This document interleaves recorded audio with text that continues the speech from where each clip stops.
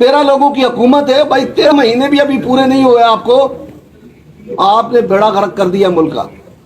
सच बोलना चाहिए हमें भाई। हम समझते थे पीछे कोरोना के दौरान कि पिछली हुकूमत ने हमें तबाह कर दिया है, ये पता नहीं कहां ले जा रहे हैं। आज हमें लग रहा है नहीं यार, ऐसा तो नहीं था, ये तो इनसे नहीं चल रहा है।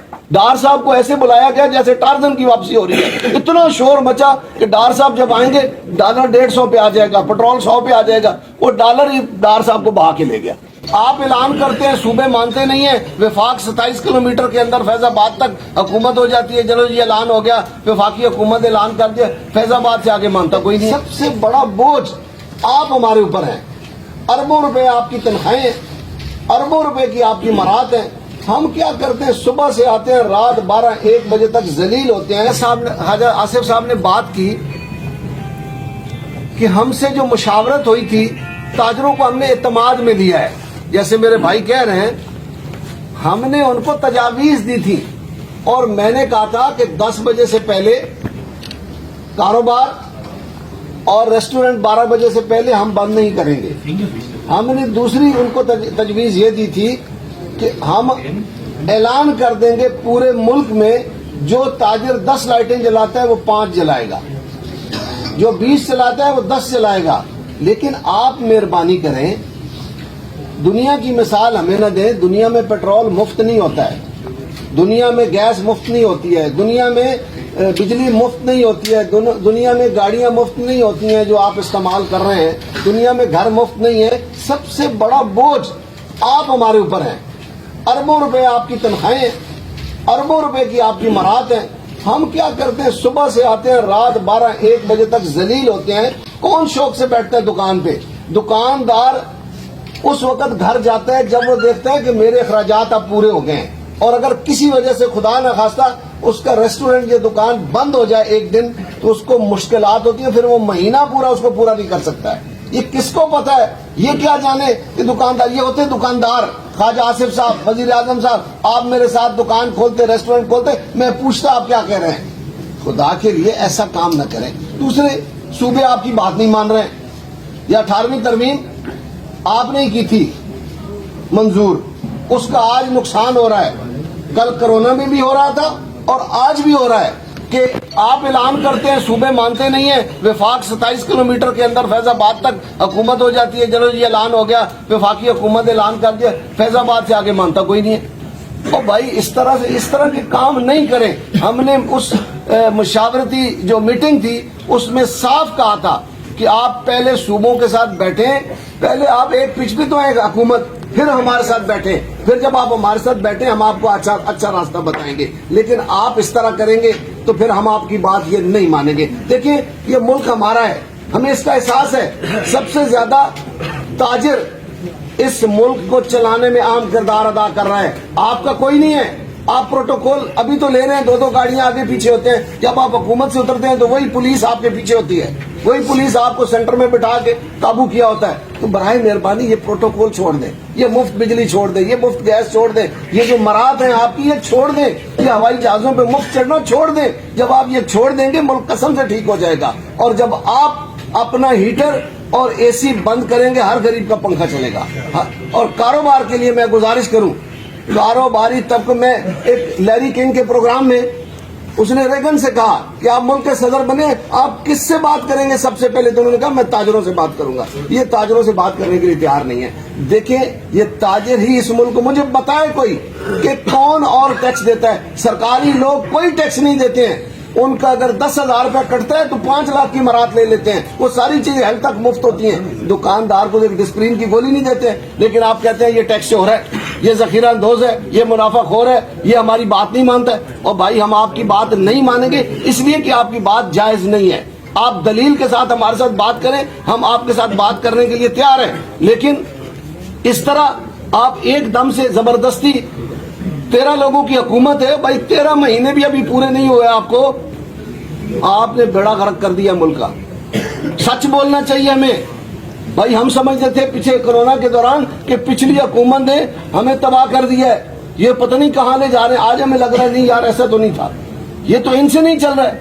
ڈار صاحب کو ایسے بلایا گیا جیسے ٹارزن کی واپسی ہو رہی ہے. اتنا شور مچا کہ ڈار صاحب جب آئیں گے ڈالر 150 پہ آ جائے گا, پیٹرول 100 پہ آ جائے گا. وہ ڈالر ہی ڈار صاحب کو بہا کے لے گیا. مطلب خدا کا خوف کریں. اس طبقے کو آپ اسٹریٹ لائٹ آپ دیکھیں, پورے ملک کی 500 واٹ کا 2 بلب ہوتے ہیں ایک کھمبے پہ, وہ چل رہے ہیں. ان کو یہ ہم انہیں کہتے ہیں وہ 10 بجے کے بعد ان کو آن کر دیں.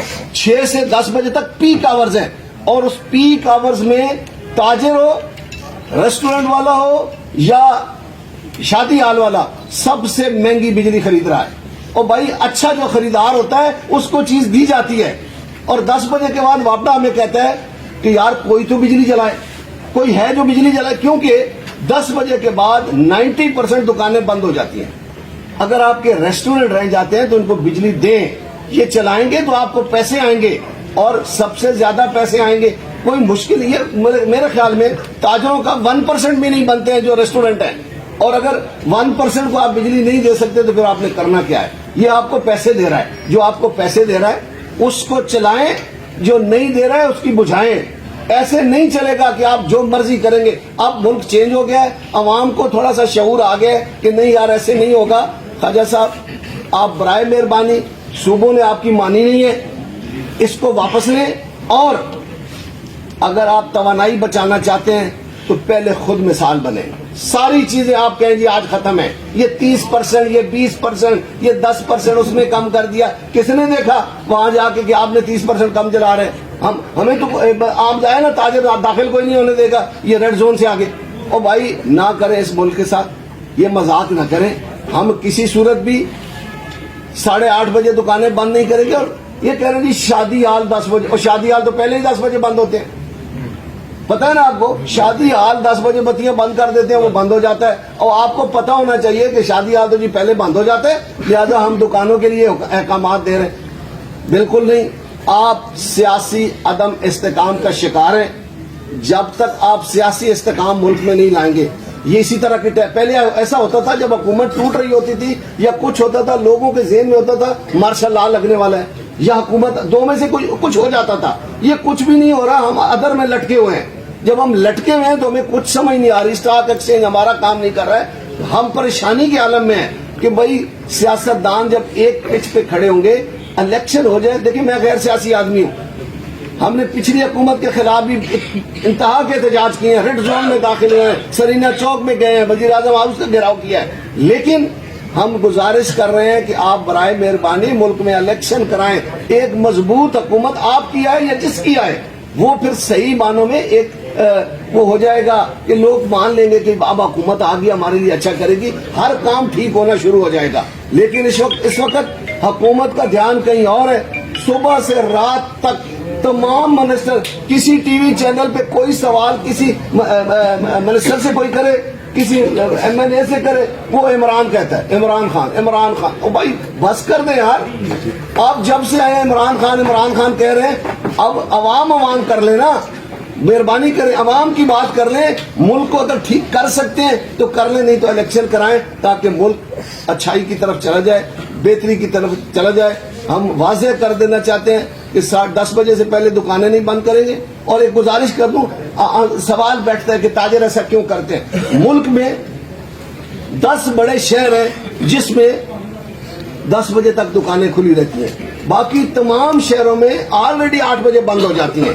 وہ کراچی ہے, وہ ملتان ہے, وہ پشاور ہے, وہ کوئٹہ ہے, وہ لاہور ہے, وہ فیصل آباد, سیالکوٹ, راولپنڈی, اسلام آباد ہے, باقی پشاور ہے. یہ شہر ہیں جن میں بجلی 10 بجے, اور 10 بجے کے بعد تو ہم بند. دوسرا ہم نے ان کو کہا دکانیں بند نہیں کریں, 1 گھنٹہ بجلی بند کر لیں.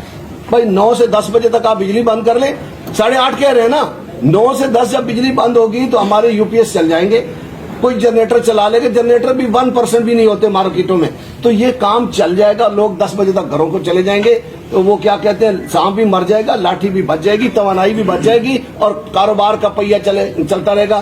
کاروباری پہیے کو روک کر توانائی بچانا کوئی عقل مندی نہیں ہے. جناب ممتاز صاحب.